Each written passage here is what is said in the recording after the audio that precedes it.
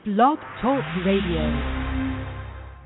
923, I'll give you a corrected address, but you have a fire in a one-story ordinary. Looks like it's about 40 by 120, 125. We'll get to traffic control. Squad 5, Squad 5. Over to 273, 273. Over Battalion 18, 18th Battalion. With the 273, 273.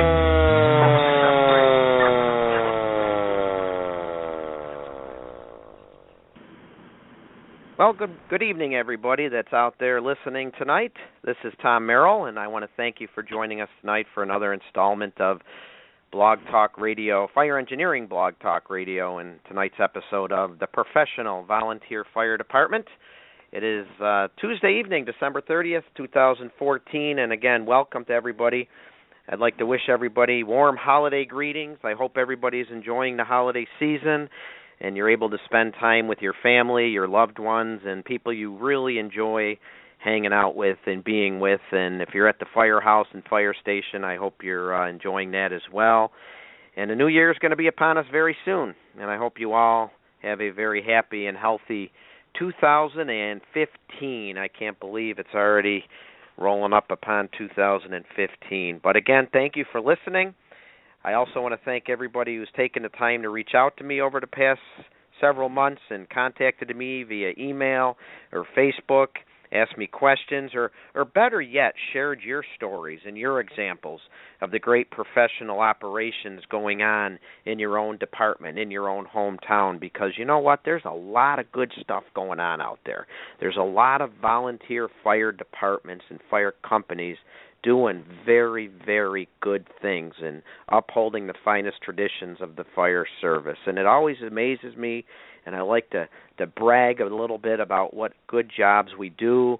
I mean, it's running a small or a medium-sized business, isn't it? And in some cases, I'm sure there's departments out there that's more like a very large business, and it takes an incredible amount of teamwork and knowledge and work ethic and just an incredible amount of determination to keep our departments moving forward. And that's just to keep moving forward and staying on top of current events and trends and not necessarily doing everything we have to do to move forward. That takes even more work and more effort. And my gosh, I always like to say you come home from your regular paid job, your 8-hour day at the office, or in some cases your 10 or 12-hour day at the office or on the assembly line or out in a farm field or whatever you do to earn that paycheck that supports your family.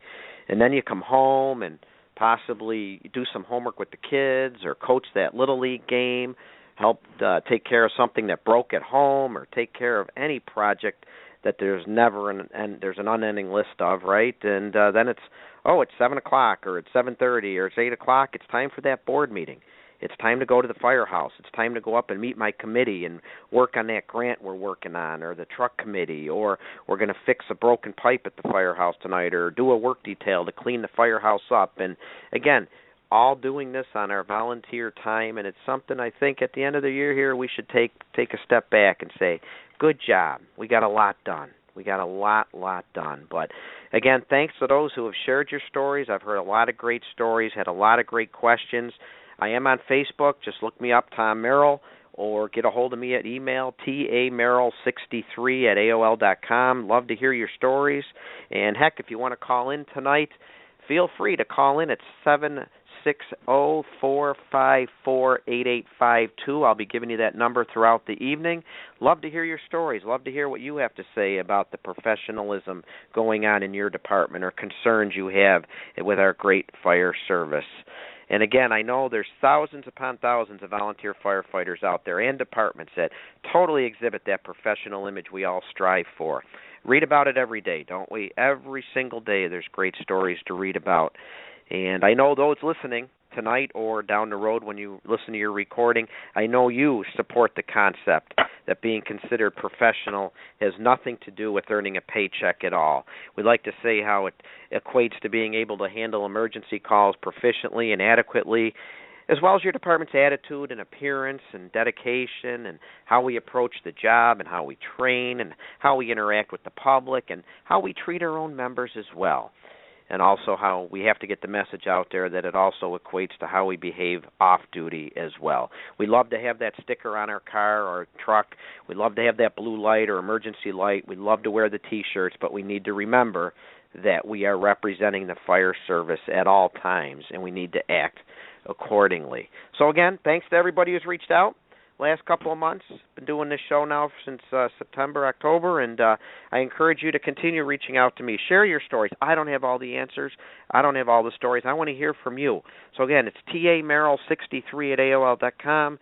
Contact me on Facebook. I'd love to be friends with you. And tell me what's going on in your department. Tell me what's going on in your community. Tell me what challenges you're facing and maybe what you're doing to overcome those challenges. Tell me about some special people that are in your department that have exhibited that professional attitude. And I know also with the advent of the new year, for many of you, the election season might have just ended. It's time for installations now. Unfortunately, sometimes the elections could lead to controversy. Sometimes it's exciting and the start of a new era, new ideas. But you know what? No matter how you feel, we still have a job to do. We still have a community depending upon us to respond to their call for help, competently handle those emergency situations. They don't care who won the election or who was appointed to that office. They don't care about that. They just want people to arrive, help take care of their problem, and be professional. And I think you would agree with me. I think those listening in tonight totally agree with me. Hey, how many of you tossed aside what you were doing on Christmas Eve? How many of you had to leave or on Christmas Day to respond to that emergency? You talk about dedication, talk about serving one's community. I give credit and kudos to all of you who have no time clock and know not what it means to serve a shift or an 8-hour stint at the station or 24-hour stint at the station. You're on call 24/7, 365. And again, if any of you had to leave on Christmas Day or Christmas Eve, extra credit goes to you. Heck, in my own community, on Christmas evening, we had a fire in a nursing home right on Christmas evening. 2-alarm assignment along with a fast response caused our local volunteers to leave the warmth of their home and possibly a family gathering or dinner to confront the fire, and they had a very dangerous, smoky condition, sent several people off to the hospitals, and those who follow current events certainly know that, heck, our fire was in a nursing home, and if you've been following the fire service, just the other day in the San Antonio area of Texas, they had a tragic fire in a senior living apartment complex. I think it was just this past Sunday. And we know how dangerous and scary fires in senior complexes can be. And you know what? You know what's ironic about that? From what I'm reading, this was a complex that had seen its fair share of fire alarm activations and smoke conditions due to burnt food over and over again. And this time, it was the real thing. And it's a great reminder. It's a great reminder that part of being a professional is being prepared for every response, being prepared for when you arrive on scene to be ready to go to work. Be professional by getting off the rig properly geared up and equipped to do the job, not running into a senior citizen complex. Yes, you've been there numerous times for burnt food, but we don't want to get in there, find out there is an apartment building, there's an apartment on fire, or a kitchen on fire, and now we got to retreat out of the building to get our gear and begin the operation. Great reminder. Unfortunately, it costs the lives of several senior citizens, and but if anything, we can learn from that it's a reminder to always be prepared. You know, unfortunately, the month of December, it's historically been a tough month in the American Fire Service, and it's a great reminder to take some time and talk about what's happened.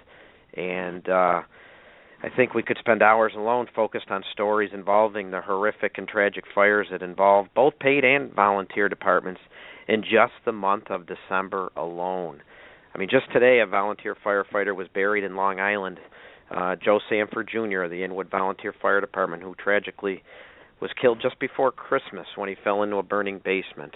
And that alone could be another story, the danger of basement fires, a tragic reminder of these extreme dangers that we face at basement fires.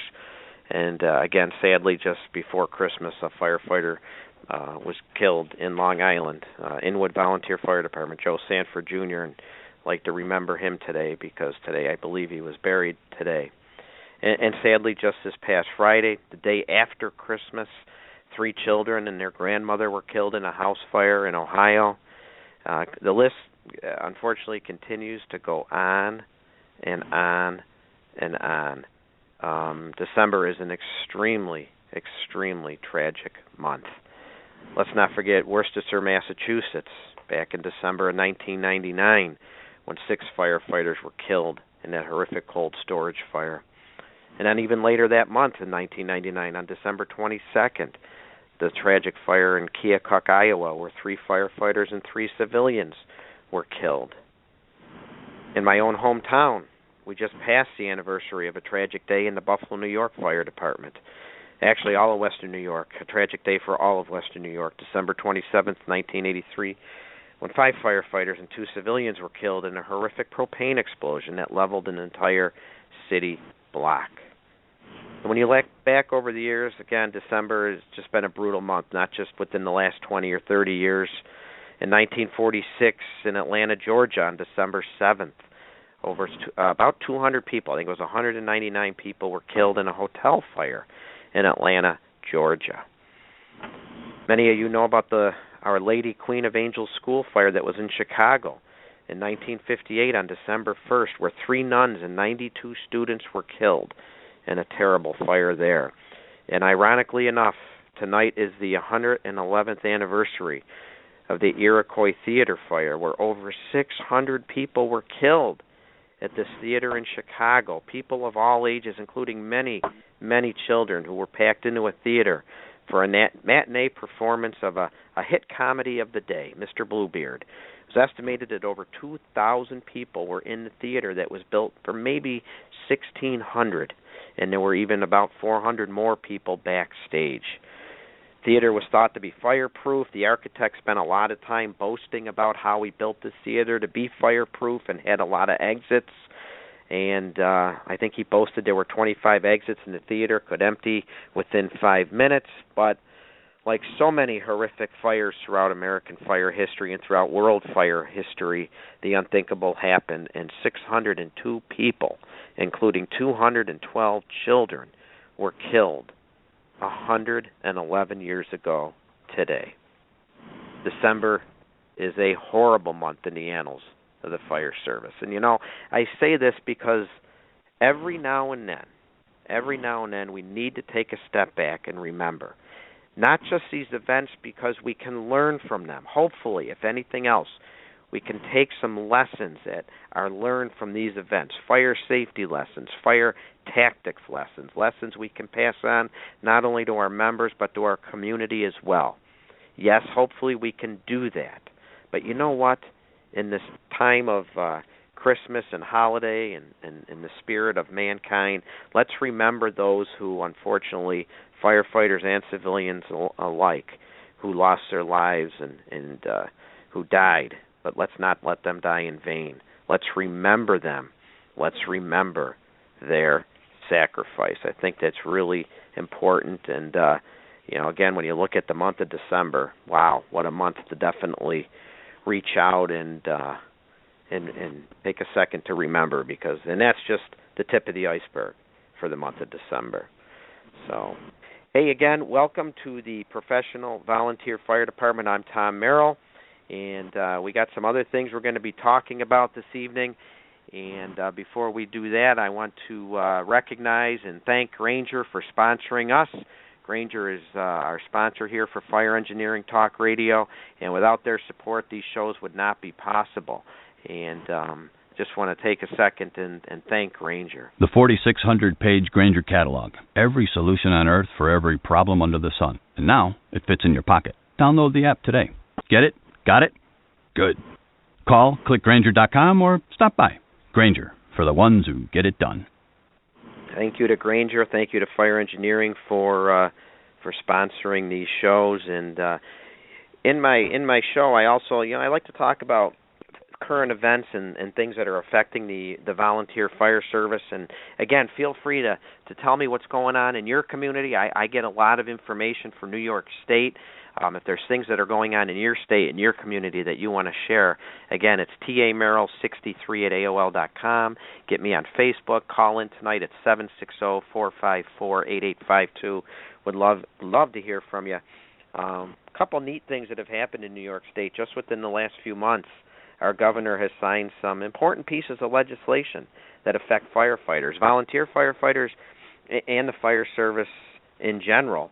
And I wanted to share with you that just this past October, Governor Cuomo, our New York State governor, signed some legislation designed to protect job security of our 90,000 volunteer firefighters.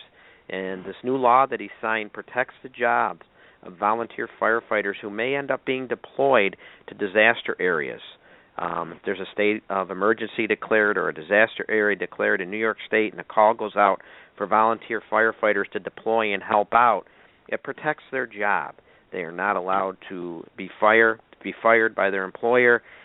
They don't have to be paid by their employer, but they are granted immunity and able to go and take care of the situation in the other part of the state and not have to worry about their jobs while they're doing that, which is absolutely a fantastic piece of legislation.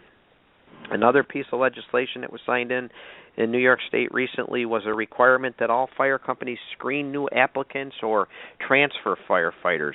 They're to be screened for previous sex offenses before accepting them into membership. Now, it doesn't prohibit fire companies from admitting people with prior sex offenses. Doesn't require that they be screened or remove any current members, but it requires that the companies take that into consideration when they are interviewing and considering new applicants. They submit the name and for a background check to their local sheriff or the Office of Fire Prevention and Control, which they do currently. All New York State departments do that currently for arson checks, and this law expands that for prior sex offenses, and it's designed to protect, our communities. It's designed to protect our communities, which I think is a very good thing. And kudos to the governor for doing that. Kudos to our state organizations, FASNY and the New York State Chiefs. FASNY being the Firemen's Association State of New York for supporting those and helping to see those through. And another very important piece of legislation that was recently passed in New York State is another truss roof notification system. We have one in place for commercial buildings. There's a new piece of legislation that went into effect that's going to require a notification system to be in place to inform firefighters about the presence of truss construction in residential properties. Again, we have that in place already for commercial properties. This is now going to go to residential properties. And again, a fantastic piece of legislation because we all know about the horrific history of truss roof failures. So, again, lots going on in New York State. And what is your area doing for truss roof construction? I know in my area, again, my paid job is a fire dispatcher. I work at the fire alarm office. And we put as much information into our CAD or computer system as we can about hazards with not just commercial buildings, but even residential. If we know, for example, that a residential building is truss built, we will put that in our CAD. And I imagine now with this new law, we're going to definitely be notified more quickly than maybe we have been in the past. In the past, it might have been the firefighters who told us. I imagine now we'll be working with our local building department and getting that information. Right now, our building department does let us know if a truss building goes up, and we mark that for commercial properties so we can pass that information on to the fire incident commanders. Now, hopefully, we'll be doing it for commercial as well. Another neat thing we do at my dispatch center, and I hope yours is too, and I'm sure there's a lot of neat things your dispatch centers are doing, we started adding the properties that have backup generators. So they become very popular in our area due to power outages when we have storms. I'm sure they're popular in your area. And we just recently, in the last few years, starting adding in, the building department will notify us when somebody gets a building permit to put a standby generator in. We'll put that in our dispatch screen. So if there's a fire or emergency at a residence and the power's cut, we can warn the incident commander that, hey, a generator may kick on, so the power might still be live. Just a little something we can do. Anything we can do on the dispatch end, and we're going to spend a show on the dispatch end at some time. We are definitely going to spend some time talking about dispatch and communications. And again, what's your dispatch center doing? I'm sure there's some great stories out there. Love to hear from you at 760-454-8852. And some other current events in the fire service, not particularly New York State, and this seems like a regular read. Small communities working hard to overcome the shortage of volunteers. Some being swallowed up by county paid departments, but again, not all areas have that option. Not all areas have county paid departments or local departments that are paid that can swallow up the smaller volunteer departments. So what's going on out there? What's going on? What is your area doing to overcome the volunteer shortage? And recently I've been reading where some chiefs out there, some paid chiefs, they're just asking communities to start considering just changing completely over to a paid operation. Again, not always a viable option, not easy to do, but they feel like they're out of resources, out of options to recruit, attract, and maintain volunteers, which is a subject for another show. What's going on in your area? What are you doing to recruit? Not just recruit, though. Recruiting is one thing, and we want to recruit the right people, but retain these volunteers. What are we doing to keep them? And that's another current event I continue to keep reading about. Have you been following the new information that's been surfacing about fire hose? I find this an interesting current event in the fire service. And for those that don't know, just recently some leading fire safety researchers are sounding the alarm about faulty fire hose. They're warning that the popular lightweight version of hose is it's great because it's lightweight, easy to carry. We can get it deployed in high-rise situations quickly. However, they're finding it doesn't have the wherewithal to withstand burn-through, and it's failing quickly at fires. And this came to light after the recent, last March, I believe, the tragic fire in Boston where the 2 firefighters were killed. And Dennis Laguerre, who is nationally known as a firefighter consultant and a great consultant when it comes to hoses and nozzles, and we're going to have him as a guest on our show in the middle part of next year. He says the lighter attack lines are easy to carry, they fold up quickly, they cost less, and they're being purchased by a lot of departments. They're very, very popular. However, they can fail quickly, and that is a current event in the fire service that it bears watching. Something to consider if you're in the market for hose. It's definitely something to keep in the back of your mind. Lighter maybe isn't always better, and they've been sounding the alarm on this just recently. And I think it bears watching. It's good information, and it's out there to read about on the Internet. And, again, we're going to have Dennis Laguerre on our show, hopefully a middle part of the year, and we're going to talk about that and some other things. Talk about a guy that can explain hose and nozzles and friction loss, and my goal with him is going to be to talk about it for us volunteers, us that are working we're at our office job or other paid job on the assembly line all day. Now we go to the firehouse and we're going to be pumping that engine. How can we make it simple and easy to understand? And he does a great job, and we're going to have him on down the road.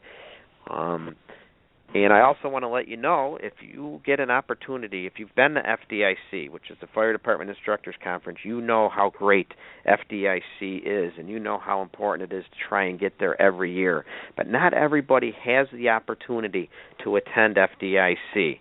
So I want to let you know, in case you haven't heard, there are 25 fully paid scholarships being offered for this year's FDIC. And again, I know not everyone out there can afford to go to FDIC. Companies can't afford to be sending their officers or firefighters to FDIC. So I encourage you to look into these scholarships for FDIC. There's 25 fully paid scholarships.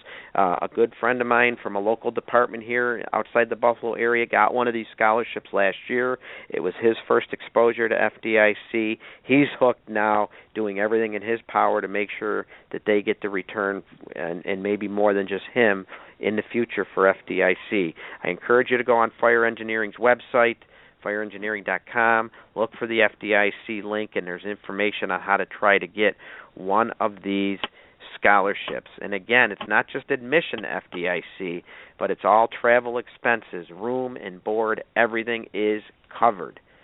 And also talking about FDIC, nominations are now being accepted for next year's winner of the Ray Downey Courage and Valor Award in honor of the late, great Ray Downey, murdered on 9/11, a fantastic FDNY chief, but known worldwide as just an expert in rescue and firefighting, and also just a gentleman, an absolute gentleman.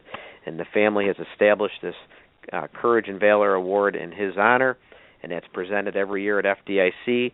Nominations are now being accepted. If you know of anyone that would fit in that category who performed a rescue or performed a heroic act over the last year, go on the fire engineering website, FDIC link, and will see information on how to apply or to put your nomination in. And that comes with a $35,000 cash award, and it's always one of the highlights of the FDIC convention. So that's some great information regarding FDIC, and if you can find it in your budget or try and apply for one of those scholarships to attend FDIC, I highly encourage you to do that. Now, we talked earlier about the tragic and unfortunate events that have impacted the fire service in the month of December, and it kind of relates to what we're going to be talking about tonight, because these events impact firefighters and family members, and obviously the families of the poor victims, but they also affect us indirectly. And they can affect our mental health, they can affect our physical health, and this is one area that in the American Fire Service and in the fire service worldwide is generating more and more attention, which is really good to see, and that is firefighter health and wellness. Now, there's a lot of topics associated with health and wellness: proper eating, exercising, trying to lead a healthy lifestyle, trying to refrain from smoking or other bad habits, taking care of each other after tragic events by getting proper counseling. Those all enter into firefighter health and wellness. And one area that we're going to talk about tonight that also factors into health and wellness is proper rehab or rehabilitation at emergency scenes, at fire scenes. And I'm very pleased and honored to bring in who I consider to be an expert in this field. And for me, it's extra fortunate because he's local. And I'm going to introduce our guest tonight, who's Dr. Dave Hostler. And he's a professor, and he's the chair of the Department of Exercise and Nutrition Services at the local university at Buffalo. And he's been involved in extensive research over the years, focusing on firefighters' health and wellness. He's been the principal investigator for 4 FEMA-funded trials examining advanced recovery techniques for firefighters. And he's going to talk to us tonight about the importance of proper rehabilitation techniques at the fire scene and maybe some other health and wellness topics as well. He also, by the way, has 28 years' experience in the public safety area, serving as a firefighter, a paramedic, a dive medic, and a hazardous materials technician, probably just to name a few. And he happened to join my volunteer fire department because he moved to Buffalo, bought a house out in the suburbs where I live in Amherst, New York, and joined our volunteer fire department for a short time, and that's how we got to know him. And I'm very honored and glad to welcome him. Dr. Hostler, are you with us? Yeah, thanks for having me on tonight, Tom. Well, it's my honor to have you with us, and I'm excited to talk about this topic. And I know, I got to be honest, I'm sure there's some people out there like, oh, rehab. It doesn't have the kick to it that maybe talking fire tactics and strategy or leadership and management might have, but certainly a very, very important topic that we do need to talk about. And I'd like you to spend a couple minutes, if you wouldn't mind, before we get into it. Tell us a little bit about yourself. How did you get into the fire service, and what's your background, and what led you to talk about something like rehab? Sure. I went to college close to where I grew up at home, and a number of friends had belonged to the local volunteer department, so I went up and filled out an application one day, and very quickly I was bit by the bug. So I worked at that department, both volunteer and as a part-time firefighter for a while, and it was a combination department that did fire and EMS. And being young and wanting to run calls, I ended up going to paramedic class so I could answer more calls on the ambulance. So for a period of time, I ended up being the only paramedic on our side of the city in the volunteer half of the department, And when you're the only paramedic at a fire call, it's your job to set up the rehab sector. So I refer that as to the year I did not get to ever fight fire. All you could do was set rehab up. And what year was that? What year about was that? Oh, gosh, I got into the fire service in 1987. Okay. So quite some time ago. Well, I remember I joked with you, and I'm sure there's many listening out there that can remember the idea of rehab when I first joined my volunteer department in 1982 was, here's a can of Pepsi, take a 5-minute break, and then get back at it. And that's pretty much how it was when we were doing it in the late 80s and early 90s as well. We tried to do what we thought was best. We just had no idea of what was the right thing to do. I can still remember that if you were going to be on a fire scene for a long time, we drove to the McDonald's on Colonel Glenn Highway. The nice people at McDonald's would give you sacks of cheeseburgers and a 5-gallon tub of that sticky orange drink, and that was your rehab sector that night. And that's not right? We can't do that? Amazingly enough, that probably wasn't the right thing to do. Absolutely. So you started setting up rehab areas, and that got you thinking about it. Now, were you going to school at this time, or what? I got a bachelor's degree in biology, and decided I liked what I was doing, so I went and got a master's degree in biology. And at that point, I knew I wanted to do research with the fire service, so I decided to get a PhD in exercise physiology. I graduated with that PhD, and I still knew I wanted to do something with or for the fire service, but unfortunately that wasn't a career path at the time. This was 2001, spring of 2001. So I went to the University of Pittsburgh as an EMS research fellow. And, that fall was 9/11, and that changed the landscape for the fire service entirely. So a few short years later, all of a sudden, this was a viable research path. There was FEMA funding to do health and wellness research, and we established the Emergency Responder Human Performance Lab. And that was in Pittsburgh? That was in Pittsburgh, and then we came to University of Buffalo about a year and a half ago now, joined with the Center for Research and Education in Special Environments, and we continue to do research for the fire service and for the U.S. military. Fantastic. And I know I've had the chance to talk to Dr. Hostler about some of their research, and he puts on a very good presentation that he's gone around our local area presenting, and it's just a ton of information that I hope we can get to share some of it tonight. And again, it's just in rehab, rehab is just one small component of the total health and wellness package, isn't it? That's absolutely true, and rehab's gotten a bad rap over the years. Everybody has the impression that if you go to the rehab sector, you get less time fighting fire and being part of the incident. But I and others actually argue that rehab is what gets you more time at the fire. It's about speeding up and enhancing your recovery so you can be effective to do that next cylinder of work. Or once the hose is all loaded back onto the engine after this fire, be prepared to answer the next fire if it should come quickly.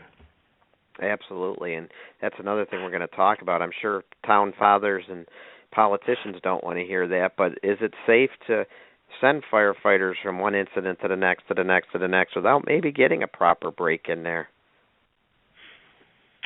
That's a difficult question to answer. We're doing a study on that right now. What are the long-term effects to having fought a fire today?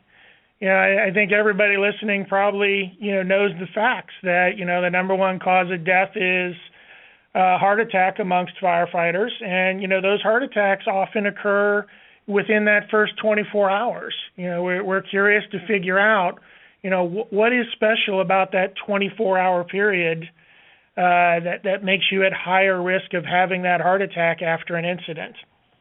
Wow. Yeah, lots of stuff to consider. And I know I'm jumping around a little bit here, but I'm thinking heart attack, and I'm sure there's a lot of people out there that, like me, who when they hear heart attack or a firefighter died of a sudden cardiac event, I'm picturing a large, overweight firefighter, which in some cases I'm sure is the instance, but it's not always like that, is it? There's a lot more factors going into it. It's not always that case. You're right. Sometimes you read these reports and you look at it, and it was an individual who may not have been in the best of health, may have had a little bit too much body weight. But often, these are our friends and our colleagues. They're folks in their 30s and 40s.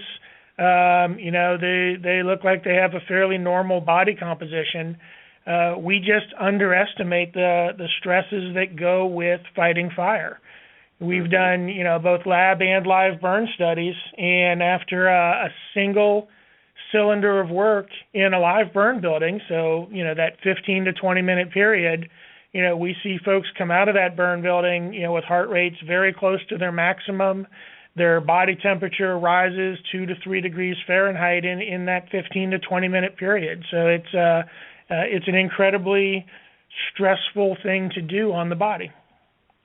And this is such important research that you're doing, and like I said, I think it has gotten a bad rap over the years. And again, thinking back to when I was given a can of Pepsi or Cola and told just to get back at it, it's a different mindset today. So let's talk about it. Let's just take a step back here. And what is rehab exactly? Let's start at ground zero here. What is rehab, and what's going into setting up this rehab area? What should we be doing? And can you explain a little bit about what rehab is? Sure. So, in its most basic sense, rehab is recovery. And, the body will recover if you just go sit on the bottom or on the bumper of the fire engine and do nothing. But you can make the body recover faster if you do the right things, such as rehydrate. If it's a hot day, apply a cooling device. There are things that we can do, steps that we can take that will speed up the recovery period and make it more effective. Now, I tend to think of rehab in as two different ways. There's structured rehab, which is probably what most people listening think of when they think about a rehab sector. It's chairs, it's buckets, it's bags of blood pressure cuffs, it's bottles of water. It's a thing that we set up when we're going to do rehab on a larger group of individuals at a medium-sized incident or larger. But there's also an unstructured rehab, and this is an opportunity to rehydrate quickly at a slow point in the fire. So if you've just expended your first SCBA cylinder, you come out to the engine, you're going to get a second cylinder and go back in, you're going to stand still for 2 to 3 minutes while somebody changes your cylinder. If you had a bottle of water in your hand right then and there, you'd take the top off, knock some of it back, and some unstructured rehab just took place. You started to replace some of the body water, you sweat it off immediately. So we need to think about, the bigger sense of what is a rehab sector, but we also need to not miss little opportunities to cool off and rehydrate every single time that it's possible. I'm getting a feeling we're talking about proper hydration, and certainly everyone knows the importance of, geez, you come out of a fire and you're so thirsty and sweaty and that, so you're looking for that bottle of water. But should we be looking for water before the call comes in? Should we be making sure we're properly hydrated back at the firehouse or back at home when we're sitting around watching TV and that call comes in? We should be hydrated ahead of time, correct? The short answer to that is yes, but there's a lot of complexity with hydration, and there's a lot of myths that people still subscribe to. Over a long period of time, most people walk around fairly normally hydrated. Your thirst mechanism is pretty good. You eat food every day. People don't walk around days on end profoundly dehydrated. There are, however, points in time when you're probably dehydrated and you want to drink some extra fluid to come back to normal if you're going to be at jeopardy of having to answer a call and go to a fire. So if you've just finished working out, as we all should do with some regularity, and you've been sweating, you should take some time to drink some water right then, replace what you sweated off. If you just finished up at auto extrication, or you were mowing the lawn, or anything where you've been sweating, you should start rehydrating right away, because you never know when that fire call is going to come in. So being normally hydrated is very important. But I also want to say that, I don't want to encourage people to overhydrate either. One of the myths of hydration is if your urine isn't clear when you go to the bathroom, that you're not adequately hydrated. And that's too much of a good thing potentially. A light straw color is a good normal color for urine. Clear urine might mean you're well hydrated. It also could mean that you're overhydrated, and that's not a situation you want to be in either. So you don't want to fall to either side of normal. So you could actually overhydrate. I bet you, I never thought of that. People think, more water the better. You can, and there's some myths that go around out there. One I hear commonly is you have to drink an ounce of water per pound of body weight every single day. And that's just not true, especially for larger individuals. If you're a 200-pound person and you're going to set out to drink 200 ounces of water a day, you're very rapidly going to overhydrate yourself. If you get to the end of the day and realize you haven't had your 200 ounces of water and you try to knock it all back in the evening, you're actually going to put yourself at risk for hyponatremia. You want to be normally hydrated. Follow your thirst. If you're thirsty, you should drink. If you're not thirsty, then you're probably okay. Interesting. Now, I've heard of some people, one of the trends I've heard of recently in some departments is putting water in the cab of the apparatus so firefighters can down a bottle of water on the way to that emergency run. Is that a bad idea, a good idea? Do you advocate that, or does it depend on the circumstance? So I personally believe if a piece of apparatus in this country has lights and sirens on it, it ought to have bottled water on it. It's a cheap commodity. It lasts for a long period of time. Why should you have to wait for it to show up after you've already arrived at the incident? Is there a downside to drinking some water on the way to a call? I don't think there is. As long as you as an individual know you can drink half of a bottle of water, a whole bottle of water, and it's not going to upset your stomach while you're working hard, then by all means, a little bit of prehydration is probably a good thing if you know you're going to be exerting yourself and sweating. But at the very least, if it's on the engine when you arrived at the fire, when you come out, it's going to be immediately available for you to start rehydrating. Okay. So what goes into setting up a rehab area? We have our emergency incident. We've got our basic bread and butter house fire. And what should we be doing to assign a crew or a firefighter to setting up this rehab area? What goes into that thought process? Sure. There's no one way to set up a rehab sector. One of the things I like about doing presentations for firefighters is once the presentation's over and 6 or 7 of them start chatting amongst themselves, they come up with 3 new ideas for setting up a rehab sector that are perfectly valid and are going to work well for them. So I say this is a very individual thing, but there are some basic elements that really should be part of your calculus when putting this together. You should have an area with a place to sit. The one thing that'll kill a rehab sector is if there's no place to sit, everybody's going to wander off and find the bumper of the closest piece of fire apparatus. And there's no chance for you to intervene with them or monitor their vital signs or make sure they have fluids to drink. You should have some capacity for taking vital signs. At a minimum, you got to have a blood pressure cuff, a stethoscope, and somebody who knows what they're doing with those items. Yeah, that's a good point right there, because I have a feeling in my own experience as well, that in some companies where we send our interior workers to the fire and they come out, get a bottle, go back in, we may take that inexperienced firefighter and say, you go set up rehab. But they might not know really what to be looking for, right? Exactly. The worst person to run a rehab sector is your newest EMT or paramedic. Because to those individuals, until they get some experience, everybody's sick. That's just your mindset when you're a brand new EMT or a brand new paramedic. Everybody's sick and waiting for a ride to the hospital. You really want to have an experienced firefighter or an experienced EMS crew running your rehab sector. Rehab is not emergency medicine. Rehab is occupational medicine. Your job as the rehab officer is to get the firefighter put back together and get them ready to go back to work. Okay? You want to be able to spot individuals who aren't safe to go back to work, but that's going to be a rare situation. Your job is to buff people up and get them back in their turnout gear.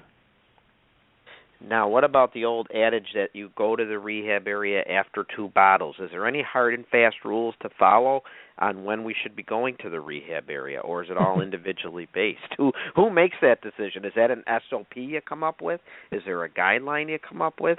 I know a lot of companies, it's 2 bottles, you go to rehab. Is that always the right answer? It's not always the right answer. So the 2-cylinder rule appeared in the NFPA 1584 guideline 10 or 15 years ago. And somebody asked me that question when I was writing a manuscript a number of years back, and I sat back and I thought about it, and I'm like, gosh, I don't know where that came from. I'll call the folks at the NFPA and ask them, how did that get in there? And, they connected me with the committee liaison who had since retired but was still around. And he said, Dave, we made it up. No kidding. No kidding. And, they didn't make it up maliciously. They didn't make it up, because they were being flip. They came up with a consensus because there was no data. They had nothing to look at, so they said 2 cylinders because, 1 was too few and 3 seemed like it might be too many. So the 2-cylinder rule was born, and now it is etched into stone.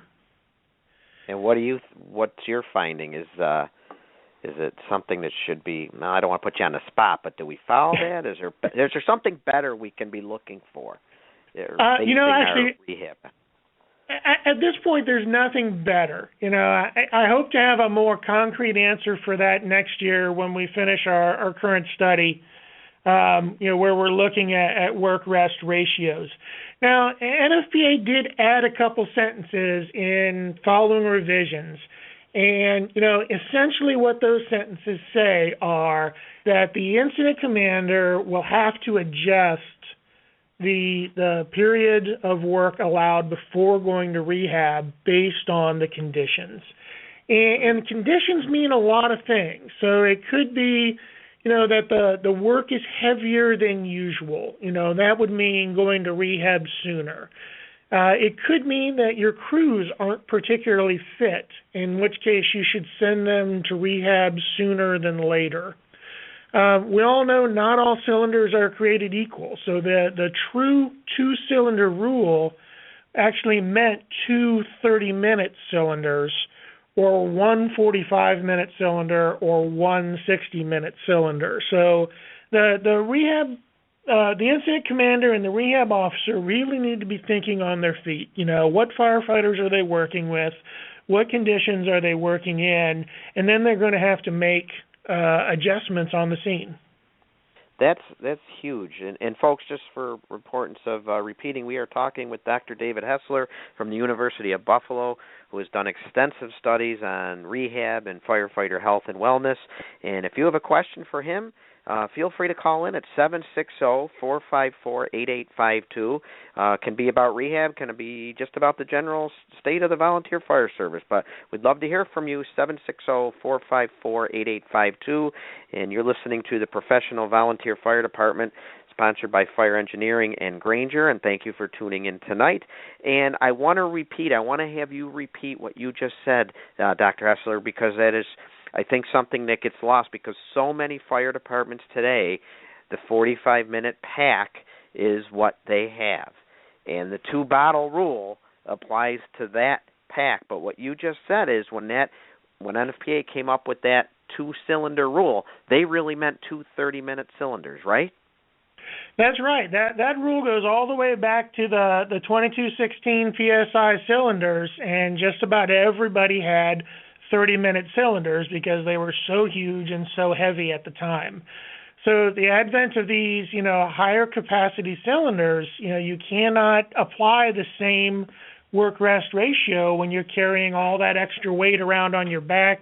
You're getting longer exposure times in the fire building. Wow, that is an important piece of information there. So now tell us about your studies. And again, when you come out of the rehab area and the chief decides you've had your 2 bottles or even 1 bottle, go over to the rehab area. We have an experienced EMS crew over there.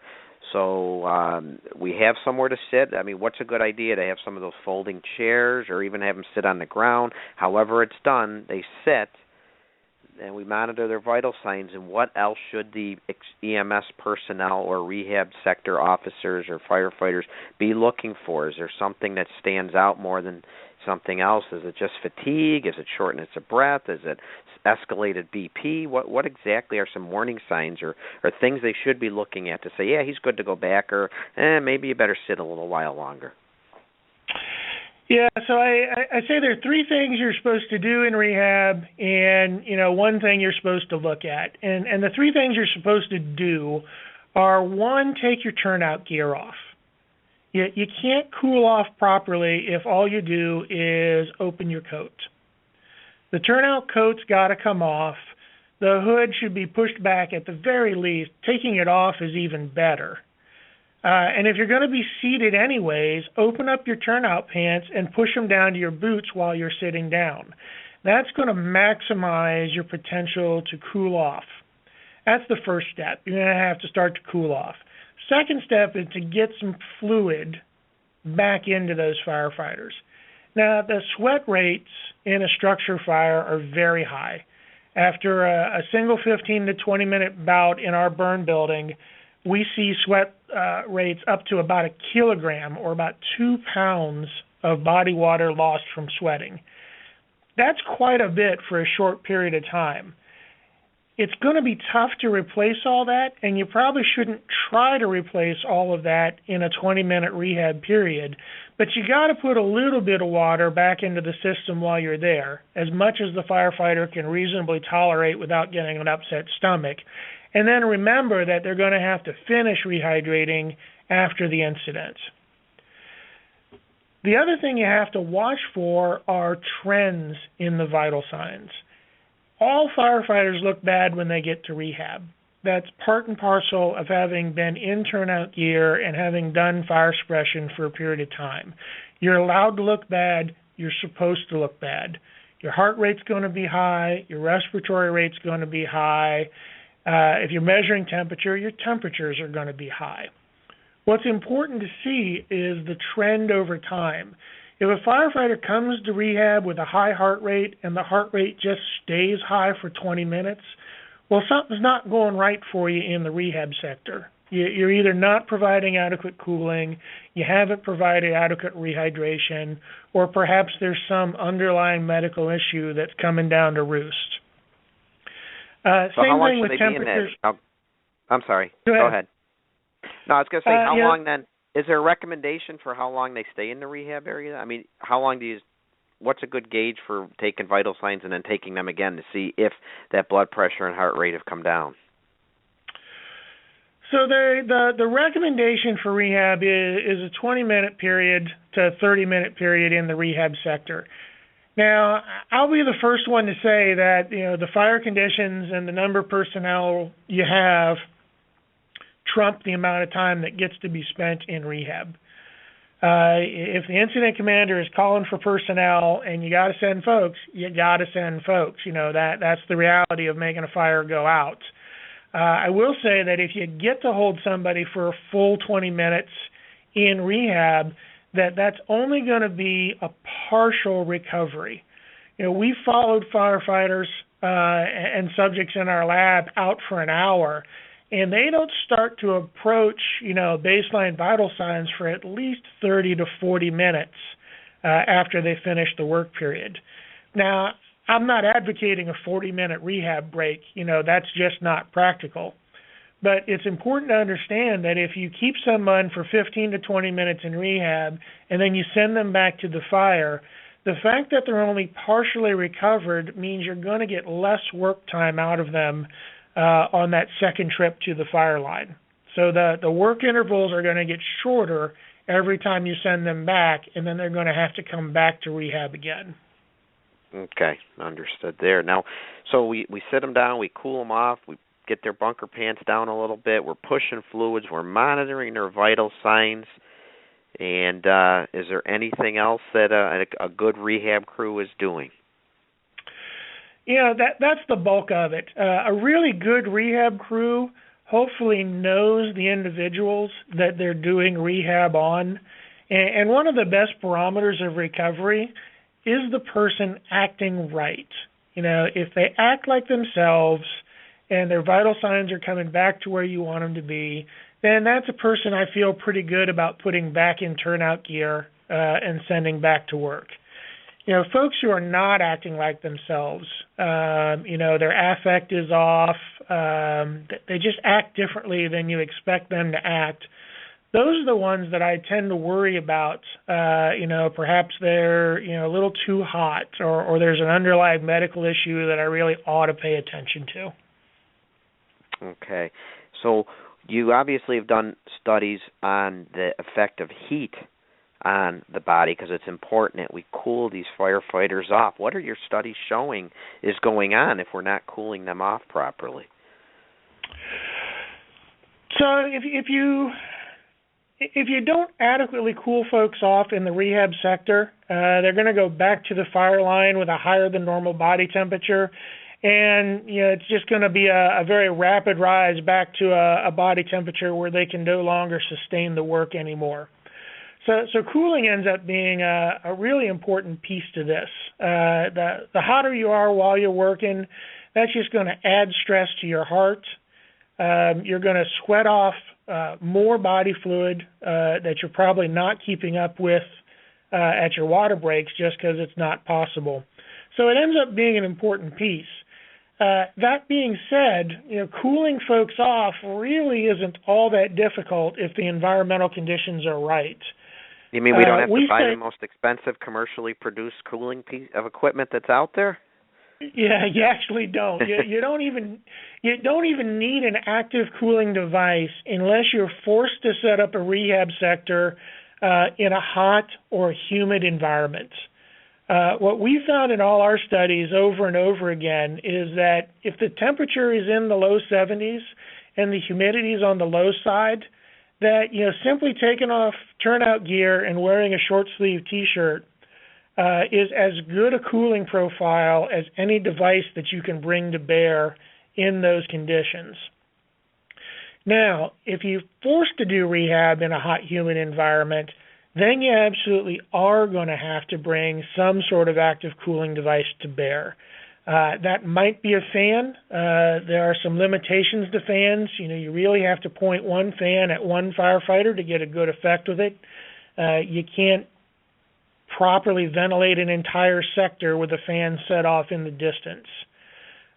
Forearm immersion into cool or cold water is very effective for taking heat off of the individual. In my lab, we use a couple of 5-gallon buckets filled with cold water placed on either side of a folding chair.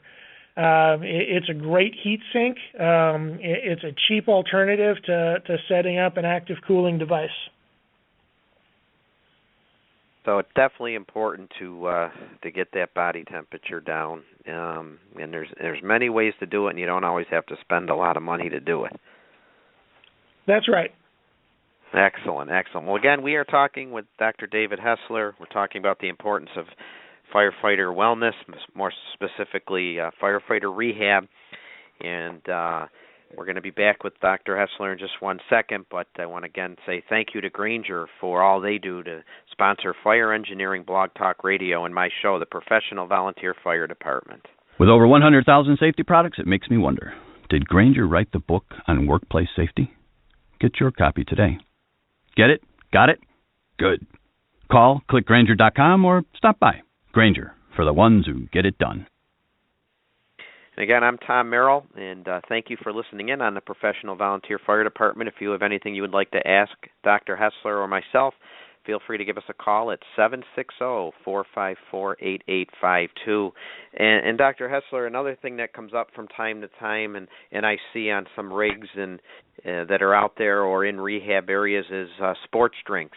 And is it necessary, or are there conditions that would warrant a sports drink versus water, or is water okay alone in the rehab area?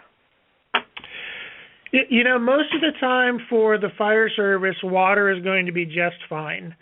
The kind of the break point for when you should switch from water to a sport drink is right around an hour of work in the heat. You know, there are some clear benefits to replacing electrolytes and taking some carbohydrates in if your work interval is going to go longer than an hour. But, you know, most of our, room and contents fires are not going to go that long. So having bottled water on the rigs is perfectly fine. The potential advantages to sport drink are that, it has a taste that a lot of people really like. So if you're providing a beverage that they find preferable to water, then you might enhance the amount of fluid that you get into people during the rehab period. But as far as having a physiologic benefit at a shorter term incident, there's no real clear advantage to having Gatorade. No. Okay. Well, that's important. I know most departments do just stock up on the water, but then you often hear that question asked about Gatorades and other sports drinks that are out there. So if anybody has any comments or input on that, feel free to give us a call because we would love to hear from you. But is there any benefit to being, well, I guess it's always going to be a benefit in firefighting, but let's talk about our general overall conditioning and the impact that has on firefighter health and wellness, and what your studies have shown is there a certain type of exercise that's more beneficial than another, or weightlifting versus running, or aerobic activity, or have you done studies in that area as well? That is an area that needs a lot more attention than what it has gotten. What we do know is that you really do have to have a strong aerobic base to protect the heart. So, we may want our primary exercise to be weightlifting, spending time doing resistance training, because there are clear advantages to that with fire suppression, but you also have to protect the heart. So running, biking, rowing, things like that have to be part of the fitness regimen for firefighters. Now, that being said, strength and power is important. To drag victims, to muscle a charged hose line around a corner, raise ladders. These are all strength and power moves. So the only good recommendation we can make at this point is that your fitness regimen should be balanced. You should have ample amounts of aerobic training, but you should also have resistance training thrown in. You can't specialize in one or the other. You have to be decent at both. Absolutely, and I think most of us would share that. Sometimes we overlook the importance of trying to take care of ourselves. It's not always easy. I'm a big advocate for anybody building a new fire station today to certainly have in it a fitness area. And one of the things that's specific to the volunteer firehouse is I know there's a lot of firehouses out there that it's a great recruitment tool to sponsor a membership in a gym, in a local gym. But, man, if you can have it in your firehouse to have the firefighters there, that way when the emergency comes in, those trucks get out even that much faster. I think it's a great thing. We actually, one of our past chiefs in Snyder many years ago actually missed a big fire because he was at the local gym working out, and this was in the day before cell phones and things, and there was just no one to notify him that, hey, there's a fire on the other side of town, and somehow he didn't have his radio with him or something, and he was in the gym taking care of himself, but he missed a big fire. And Dr. Hostler, we have a caller on the line from the 207 area code, and let's just see what he might have to ask and see if we can get him in on us. Hello, caller, are you with us? Yeah, hi. Hi, who do we have here?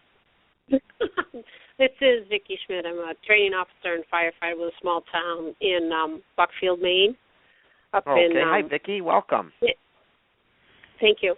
I was just curious if we could have some comments on cold weather rehab. Our mutual aid area we usually have a pretty good fire, every couple of days. And like right now, it's 13 degrees out with an 8-mile-an-hour wind. And ideal conditions for rehab, just don't exist in the cold weather environment. Trying to get you're reading my mind, Vicki, because you're reading my mind because that's on my list of questions to ask Dr. Hostler. Because it's not quite 13 degrees here, and we're in Buffalo, and we have a pretty bad reputation for weather. It's not quite 13 degrees here; it's in the 20s, but that is a question on my mind. Dr. Hostler, are you able to help us with that? Is there something that we can do in the cold weather? And one of my questions is, we used to, again, when I joined in 1982, it was very common for a rescue truck to be a big bread wagon type truck, and we'd send the firefighters in there to warm up for 10 or 20 minutes and then come right back out into the cold operation. Is things in your studies that are showing work better than that, or do you have any recommendations for cold weather rehab? Yeah, cold weather rehab is complicated because you're fighting two sides of the same coin. You're still going to be hot when you come out of the fire. There's no avoiding that. The exertion and the intense heat of the fire building is going to heat the individual up. And then you're going to exit the building and all of a sudden you're in extreme cold. Well, the one advantage of that is cooling the individual off becomes rather trivial. Just open the coat and try not to overcool. But when you live in these extremes of environments, either you're in a place where it's always really hot and always really humid, or you live in a place where great portions of the year are going to be very cold, then you have a couple of choices. One is you set up a tent and you bring a torpedo heater or some sort of portable heater, and you try to create an adequate environment inside that tent.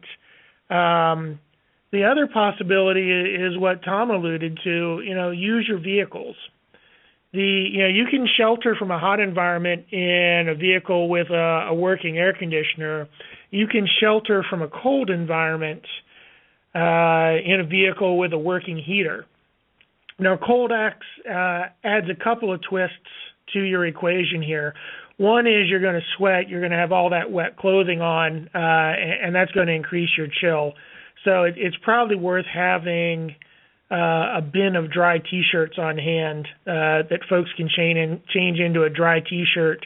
And even better, make sure you have dry socks so you don't have cold feet to deal with on top of everything else. So trying to stay dry while you cool off and warm up, and rehydrating, because we also know that cold air is dry air, and that's an easy way to give away water. Those are kind of my additions for cold weather rehab. So that takes some planning. It certainly does, and it's probably not always easy to do. If you're in a community that doesn't have vehicles like that, or doesn't have a budget for extra T-shirts and socks and things like that, it might not be that easy to do, but it is definitely something that would take some planning ahead, so you are prepared. Does that help at all, Vicki? Yeah, we've had some extended incidents where you brought in a school bus, and excellent that was idea. You use that, and I think a little bit of our confusion is, do our vitals, where we're so quickly cooled because of the cold air, is it a true rehab? I mean, are we really physically back where we were just so artificially forced into being cooled due to the cold air, versus did our body really, cool down? And I guess I'm not quite sure my question there, but where the cold cools us down so fast, are we truly rehabbed? From a temperature standpoint, I think you are. Now I'll say I've never seen that study. I don't think anybody's collected those data, but just the way the thermoregulation works, if you are, if you're cooling off the skin rapidly as you are in that kind of cold environment, then the core body temperature is going to follow suit. So you're very easily going to manage your temperature. Now, you're still going to have to manage your heart rate recovery with rehydration and rest. You're not going to get a pass on that just because you're correcting the temperature really quickly. So you got to use great. some. It's all very helpful, and hopefully, helpful. You just factor in how they look and how their vitals are progressing as they sit in rehab, and that's a great idea you have with the bus. That is a fantastic idea, and maybe something that can be set up ahead of time in communities to, hey, have dispatch give a phone call to the usual place to bring the bus in. Yeah, it usually helps better than a tent for us because we also tend to have the wind because we're in the foothills of the White Mountains, so we tend to be very windy as well as cold at times. So. Well, kudos to you guys for thinking ahead on that. Yeah, I appreciate the comment. So. Well, we appreciate your call, Vicki. Thank you so much for calling in. Have a good rest of the evening. Yeah. Bye-bye. You too, Vicki. Thanks again. Folks, you're listening to the Professional Volunteer Fire Department. I'm Tom Merrill, along with my guest, Dr. David Hostler, talking about rehab and firefighter health and wellness. And, boy, she definitely had a good question there, and it's one that I had on my pad here to ask you, considering we are in the cold weather area. So great question there. And I have a question for you, and this comes up every now and then, Dr. Hostler, is should we monitor CO? Is that something that we should factor in our rehab area? Is it good to have those 4 gas meters or a rad meter on hand to monitor CO in our firefighters? Sure. So if you could only have one, a 4-gas meter or a CO oximeter, and I'm going to say a 4-gas meter is the way to go. And my analogy is this. Think of any disease in the world and ask yourself, would I rather not get that disease or be assured of having that disease diagnosed after I already had it? I think we all agree that it doesn't matter what your disease was in your head, you'd rather not have it. Having a 4-gas meter in the structure when you're doing overhaul is your protection from being exposed to carbon monoxide. I don't know why more fire departments don't break them out and take them into the overhaul area so they know if they need breathing apparatus or not. It's kind of your safety net. You won't get the exposure. Now, having a CO oximeter in your rehab sector to catch a case that slipped through, I think that's a fine idea. I'm not against it, but it's your second line of defense. You got to get that 4-gas meter out of the truck and drag it into the structure before you do overhaul. Okay, excellent. And if you're fortunate enough to have both, so much the better. Now, I'm sure there's people out there that maybe because of the traditional lines in the fire service and the resistance to change and things like that, there's probably face opposition when somebody brings up, hey, we can't carry cola on the rigs anymore. We should have water. We should be setting up a rehab area. Is there any tidbits of advice you can give? Is it just do it? Is it like the old Nike commercial, just do it? Or how do we proceed to get these rehab programs established? Like I say, this is how you set up your rehab sector and how you set up your program is very individual. I always say you do needs analysis for rehab just like you do pre-plans for all your structures. Ask yourself, what conditions do you normally fight fires in? What conditions are the worst that you're going to fight fires in? Then ask yourself, what can I afford to bring to every single incident? If you're a small department and you don't go to a lot of fires every year, it might not make sense for you to invest in some huge rehab operation. Maybe you want to go in with other neighboring departments and make it a group resource or a regional resource. But you need to just have a plan. Work through an SOP for this is how we'll bring fluids to the incident, be it water, sport drink, or something else. This is how we're going to cool folks off on hot, humid days, and this is how we're going to get it to the incident. This is how we're going to find nutrition if this is going to be a really long incident and I need to feed folks. Write it down, make it part of your SOPs, and just be ready to execute it. And the best thing is to ask around. Find out what other departments are doing for rehab in your area or in other parts of the country. People are very creative. They come up with all sorts of ways to set up very effective rehab sectors without investing a lot of money. Such as Vicki mentioned with the bus. That's very creative. Love it. Absolutely. And it doesn't always have to be your department doing everything. I think this is an opportunity for communities and departments to work regionally, to share resources, to share ideas. And if your department's engaged in the activity of fire suppression or emergency management, bringing in another company to do the rehab, not always a bad idea.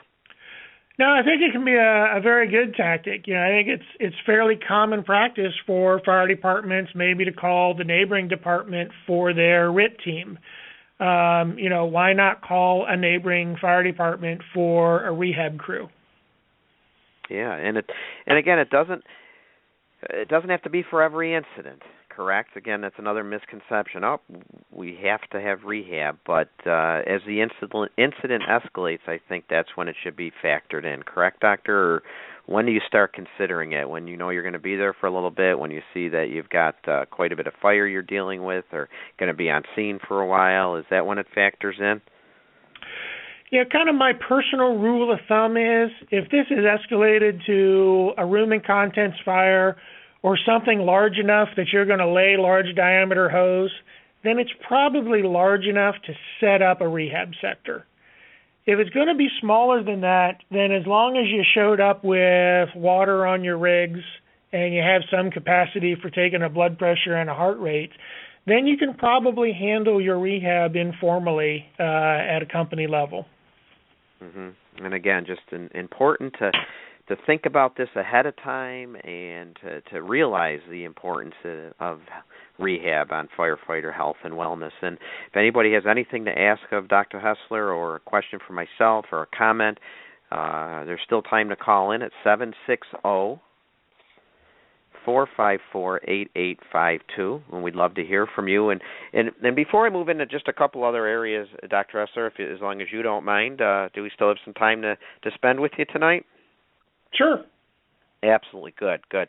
Before we move into some other areas, again, I just want to remind people you're listening to the Professional Volunteer Fire Department, sponsored by Fire Engineering and Granger, and we're glad you're listening tonight. Covered a lot in the last hour or so regarding rehab, and if you wouldn't mind, Dr. Hostler, before I move into a couple other areas, let's do a quick rehash of what rehab is, the importance of establishing it, and those three things that really go into a properly run rehab area and what they should be looking for as they bring firefighters into the rehab area. Again, I think sometimes we just fall into sit down, have water, okay, go, and no one's really paying attention to what they're looking for. So if you wouldn't mind, spend a minute or two just reviewing what we've talked about to this point, what rehab is, what goes into setting up that area, and what they should be doing and looking for. Sure. Rehab in a nutshell is about recovery.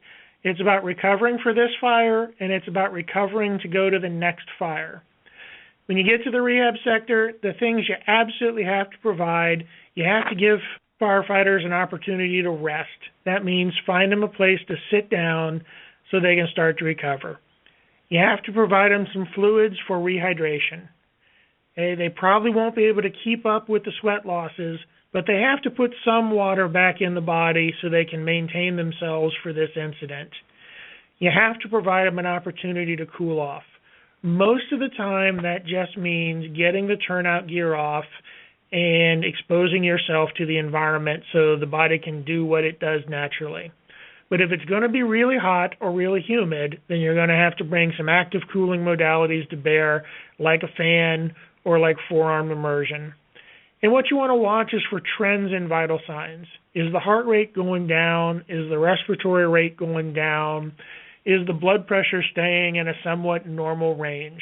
It's all about trends. There's no one vital sign that means recovered or not recovered. It's the trend and knowing the individual that you're working with.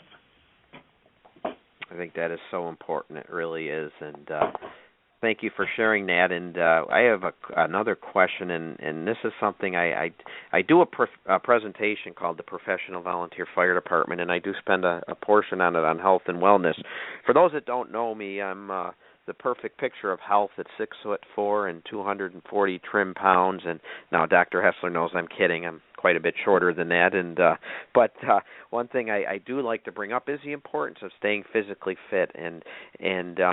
But a question I have for you is, what do we do? Shouldn't a red flag go up if after an incident, obviously during an incident, but let's say after an incident, a half hour later after that fire, you're back at the firehouse, and one of your colleagues says, I don't feel well. Do we just send them home? Hasn't there been unfortunate tragedies out there where we think someone just needs to get home and rest, and unfortunately the next day they find they've passed away? Shouldn't that be a red flag if somebody's all of a sudden after the incident, a half hour later, maybe longer, all of a sudden they don't feel well? Because aren't things happening within 24 hours often after these incidents? Absolutely. That is a tragedy that has played itself out over and over and over again in the fire service. If you have a heart attack within 24 hours of having fought a fire, in most places in this country, that's considered a line of duty death. Even if you've gone off duty, even if you've gone home, it's just very common for these heart attacks to happen in the hours following a fire.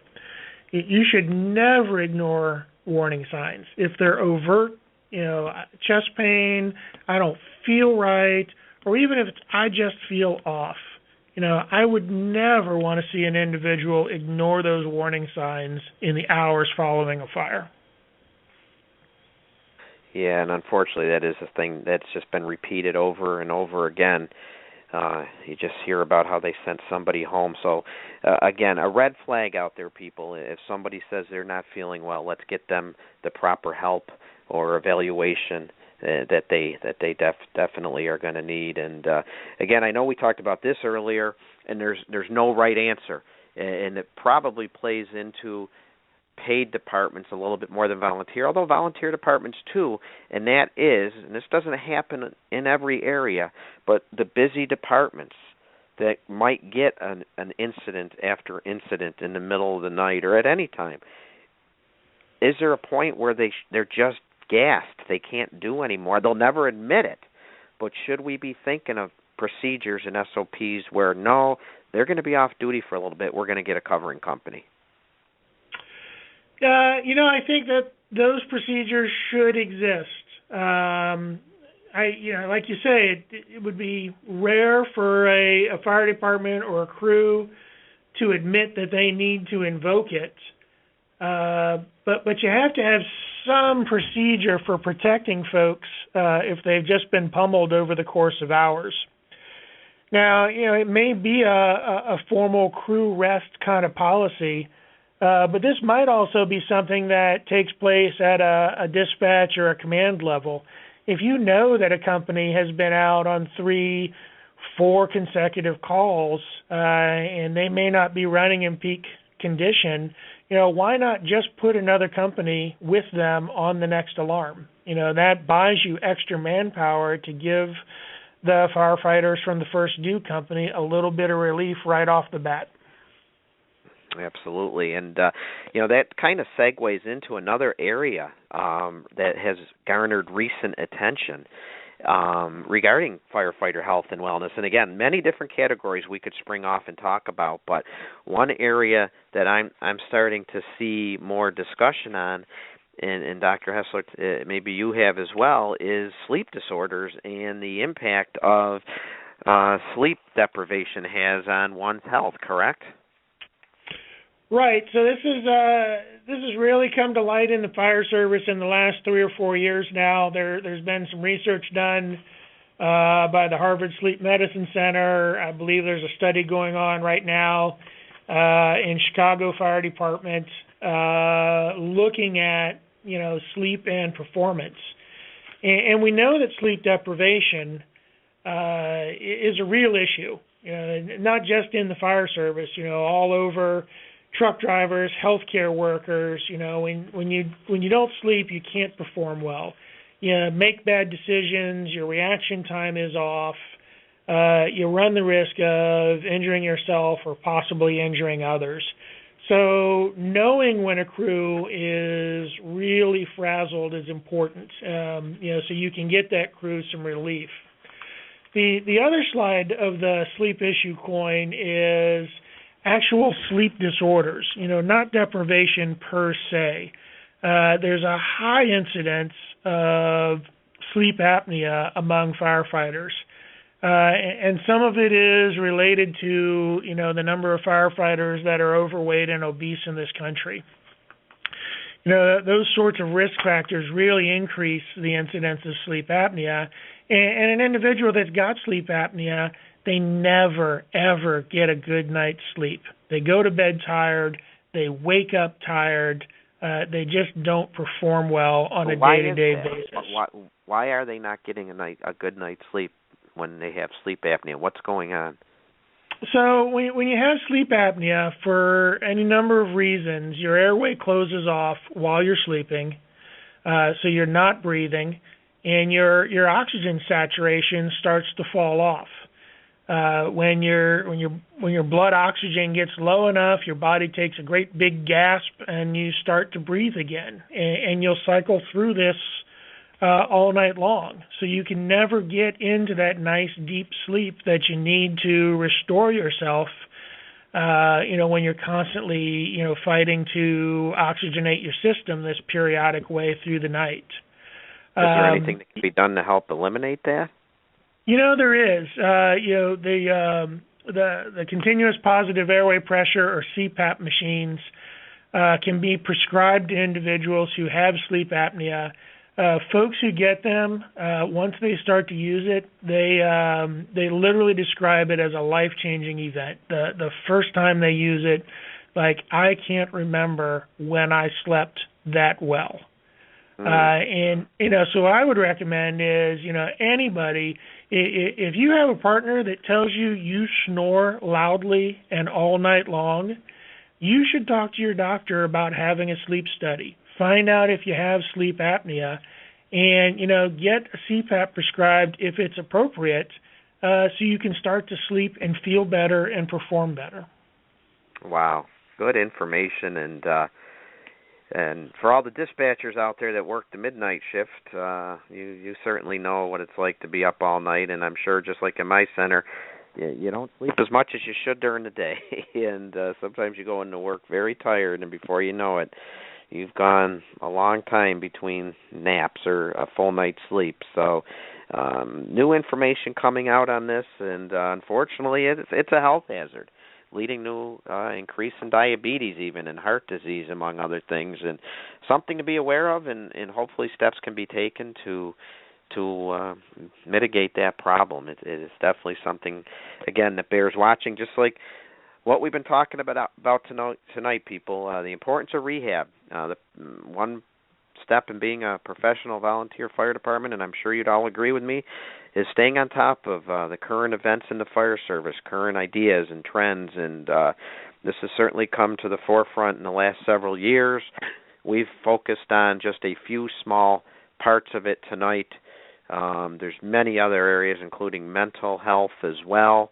For whatever reason, there seems to have been an increase, or, Doctor, I don't know if it's been an increase or maybe they're just they're more aware of it now, but firefighter suicides seem to be more in the news than they've ever been in the past. And again, I don't know if they're increasing or if it's just more of an awareness. Do you know anything about that?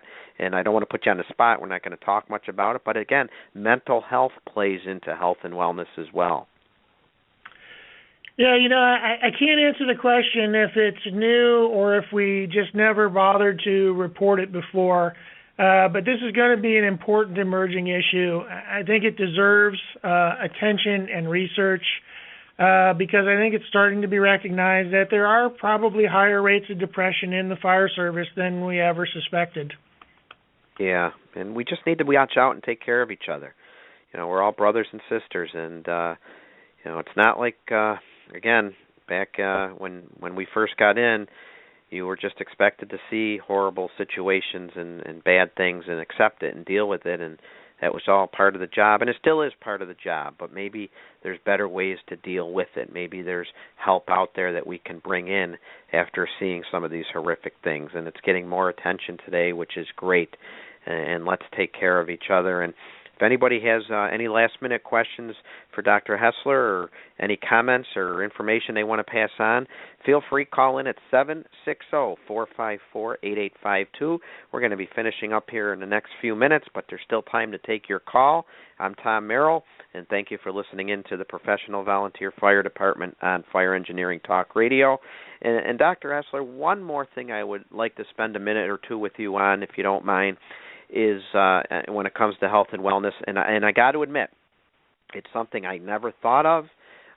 Started thinking about it recently, and last month Chief Salka and I got, I don't want to say beat up, but taken to task a little bit by one little comment we made, and deservedly so. People brought up that it might not be something that we should be advocating, and that has to do with fire gear in our personal vehicles. I got into the question with Chief Salka talking about, being a volunteer firefighter, I'm allowed to have my gear in my car because I live a little bit away from the fire station. Our policy is, if there's a better chance of you passing the emergency scene than there is getting to the firehouse first, then you can keep your gear in your car. It's something that when I joined in 1982 we did. It still continues today. Chief Salka mentioned that as a volunteer he's always had his gear in his car. Certainly our chiefs have their gear in their personal vehicle, and we were taken to task by some people saying that today's thinking is, no, that's not acceptable. We're introducing carcinogens into our personal vehicle. Wow, something never thought of just a few years ago, and if you were thinking of it years ago, kudos to you. You're ahead of me in the span of things. But what do you think about that, Dr. Hostler? Is this another thing that as professionals we should be staying on top of and coming up with better ideas on how we're gonna carry our gear? Absolutely. Now I'll say that the jury is still out on this topic, but I think the writing is on the wall. There was one really nice study done by the University of Cincinnati where they looked at hoods, gloves, and the wristlets on turnout coats.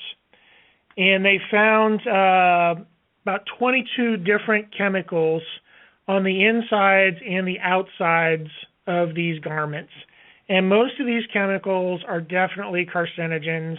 If you look at them in animal models, there's no doubt that these things can cause cancer in high enough doses. Now, problem is, we don't know how much of any of these things you have to get on your skin to cause cancer. Probably it's different for different people. But I think if you put turnout gear that's contaminated in your car and you can smell it the next day, then it's off-gassing these chemicals and you're definitely getting some exposure. Me personally, I would never carry contaminated gear in my vehicle.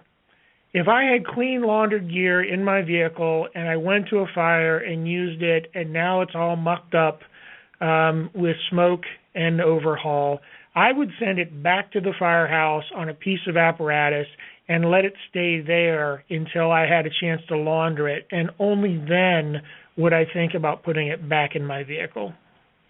And I agree with you, and I think that's a trend that I can say I'm happy to see happening in my area and hopefully in your area out there, listeners, is especially with our younger firefighters, it might not, in the old days it was always cool to have the dirty, beat-up gear, and I am seeing more and more of our firefighters getting to that washer in their firehouse if they're fortunate enough to have one in the firehouse. And again, another thing that we should be providing our firefighters is adequate washing capability within the fire station. Not always possible, but it's, again, something that grant money can be applied for.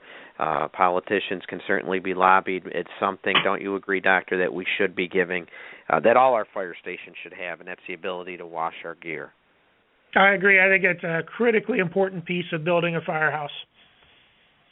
Yep, just like I said earlier, if you're building a firehouse, I think it's great to have a workout area put in.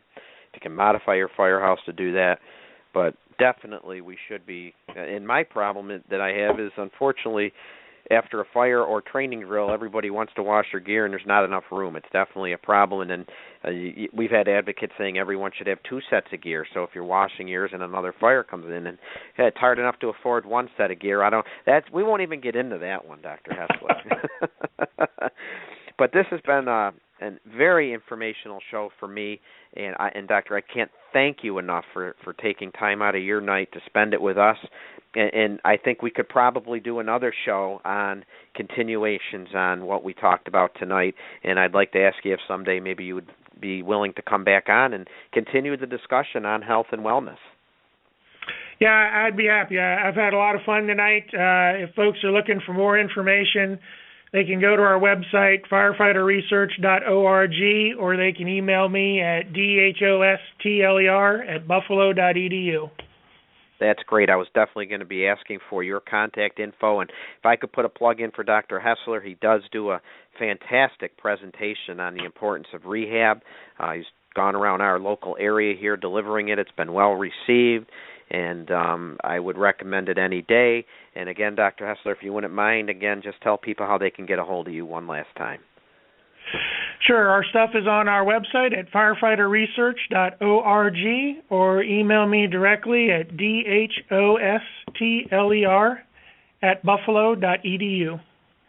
That's fantastic. And before I hang up with you, Dr. Hostler, is there any last bits of information or advice or opinions you want to give to our listening audience about the importance of rehab? No, I say, just remember, rehab doesn't take you off the fire line. It puts you back on the fire line. That's a great way to end it. Thank you so much for being with us tonight, Dr. Hostler. And people, again, you've been listening to the Professional Volunteer Fire Department.